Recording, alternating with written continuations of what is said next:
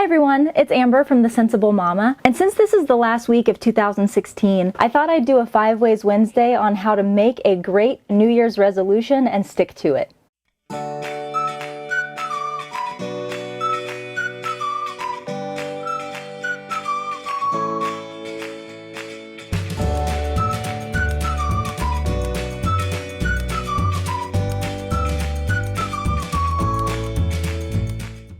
As we look to the new year and to better versions of ourselves, it's really easy to create New Year's resolutions that aren't really that doable and that end up completely deflating and demotivating us, and we wait until next year to start a brand new cycle of New Year's resolutions.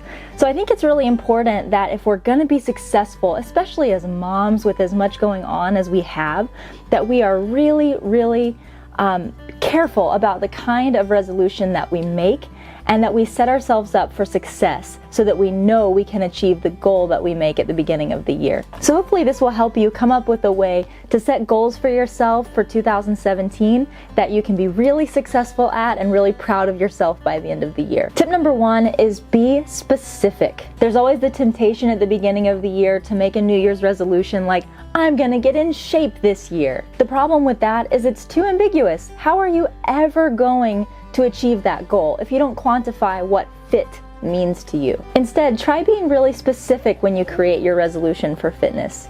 For example, break the calendar up into 4 quarters. So this would go January, February, March, April, May, June, July, August, September, and October, November, December. That's 4 different quarters in the year.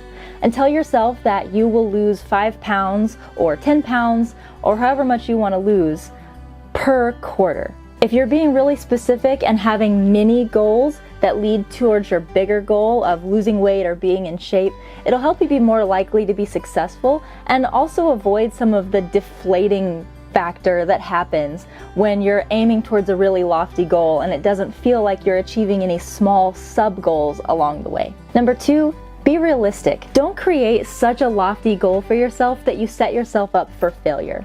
And I think this is something that we tend to do, especially at New Year's. We create this really lofty goal of something that we definitely want to achieve, but we shoot just a little bit too far, and since we can't get to that end goal, we just end up giving up altogether. Choosing a good New Year's resolution is about picking something that you can actually do, not something that is so difficult for you to try to achieve, especially as a mom, that you're just never going to get around to it. Some of us want to be better about reading books. It seems that no one really reads books anymore. So you could say to yourself, I'm going to read 1 book per month in every month of 2017. But the fact is, life gets in the way. The kids are busy, you have issues with family, stuff comes up at work, and it just doesn't happen. If you create a realistic goal for yourself, one that you know you can achieve, you'll be more likely to have success and therefore stay motivated to actually reach your end goal. So instead of saying I'm going to read 1 book per month in every month of 2017, try saying something like, I will set aside a little bit of time every day to read something. Number 3, be honest with yourself. I know there's always the temptation to pick a New Year's resolution that sounds really good for you to post on social media. So something like, I'm gonna give more to charity this year.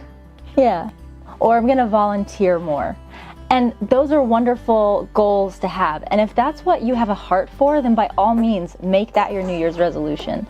But if that's not something that you care about, it's not something that you're going to achieve. So it's time to be really honest with yourself and think about something that means something to you. So instead of saying that you're going to spend more time volunteering this year or giving to charity, maybe you should pick something like spending more time with your easy child.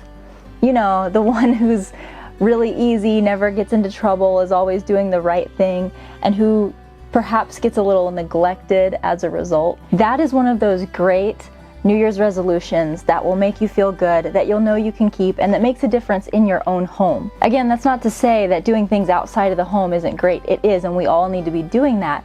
But charity starts at home.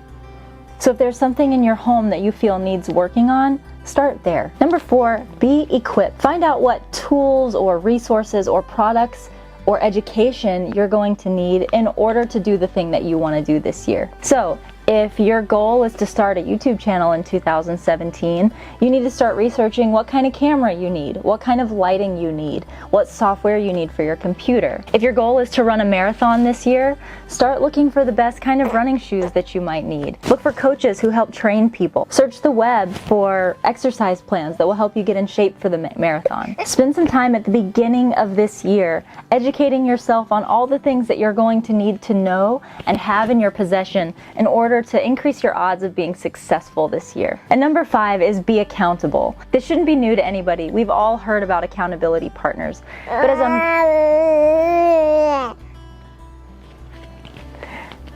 a mom, I think it's even more important that we make sure that we have accountability partners within our own family. So when you decide what your New Year's resolution is going to be, talk to your family about it. Tell them what your goals are. Tell them what you need to be doing and not be doing if you're going to be successful at your New Year's resolution, and ask them for their help. If you're doing something that is going to make you more happy and feel better about yourself, they're going to want to be on board and help you achieve that goal. All right, so that's it for this 5 Ways Wednesday. Thanks for letting my fussy son be a part of it. It just wasn't going to happen any other way today. I hope you have a wonderful and safe new year, and I'll see you next week.